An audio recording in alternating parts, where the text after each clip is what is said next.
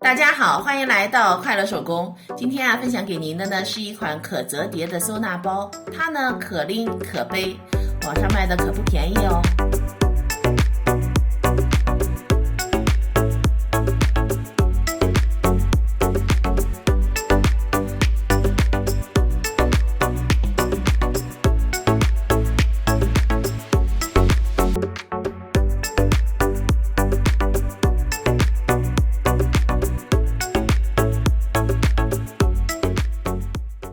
咱们呢准备一块长64厘米、宽50厘米的面料，把面料摊开。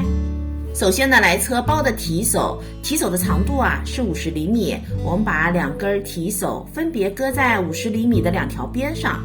咱们搁的时候呢是离这条边2厘米，把提手的两端呢给车上。车好提手呢，咱们准备4块布片，布片的长度18厘米，宽度呢5厘米。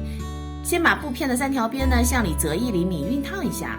我们把4块布片呢搁在提手的两端，然后两侧呢各侧一条线。刚才忘记说了哈，布片的这条边呢，咱们需要事先先车一条窄边，然后再车这2条线。那车的时候咱们不要把提手给车上哈。接下来呢，就是做这个包最重要的一步了，折叠和熨烫。这儿是中心线，离中心线5厘米呢，我们把它折过来，然后这边呢也是5厘米，折过去。每次呢都是折叠5厘米，另外半边也是同样的方法折叠。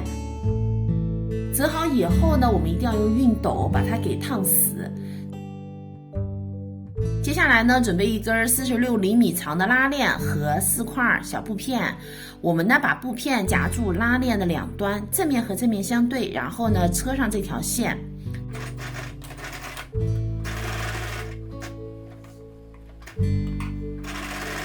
车好以后翻到正面，再车上窄边。现在呢，我们准备2根布条，把它呢搁在拉链的两端，这儿车一条线，这儿呢也车一条线。